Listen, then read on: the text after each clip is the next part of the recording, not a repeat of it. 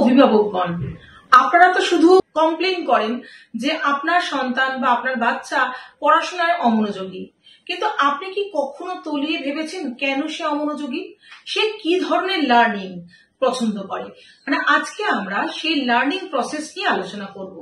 মোটামুটি একটা বাচ্চা 3 ধরনের লার্নিং প্রসেস আছে।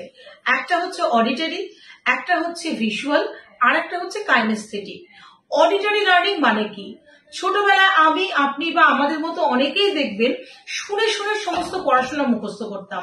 কোনো একটা কবিতা, কোনো একটা গান, গান তো এখনো আমাদের শুনেই মনে থাকে, তাই না? তো এই যারা শুনে শুনে পড়াশোনাটা শেখে, শুনে শুনে মুখস্থ করতে পারে বা মনে রাখতে পারে, শুনে শুনে অনেকটা এগিয়ে যেতে পারে, তাদের বলা হয় অডিটরি লার্নার। তার মানে কিন্তু এটা নয় যে তার ভিজুয়ালটা দুর্বল, কিন্তু তার ভিজুয়ালের থেকে অডিটরি লার্নিং প্রসেসটা অনেক বেশি সে অ্যাডপ্ট করতে পারছে।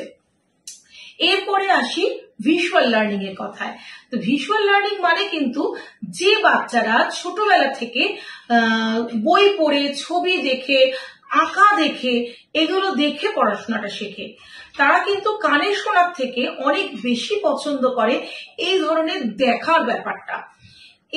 এরপরে রয়েছে কাইনেস্থেটিক লার্নার। কিছু বাচ্চা আছেন দেখবে ভীষণ রকম দুরন্ত, মারাত্মক দুরন্ত, তারা সবকিছুই বডিলি ফিল করতে চায়। বডিলি ফিল মানে কি? বডিলি ফিল মানে হলো, তাকে যদি আমি বলি দিস ইজ ওয়াটার বা এটা জল, তখন সে জল ছুঁয়ে দেখতে চায়।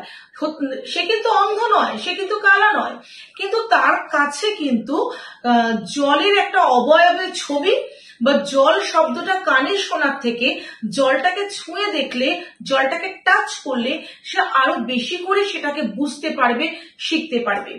তো এই জিনিসটা কিন্তু বলা হয় কাইনেস্থেটিক লার্নার।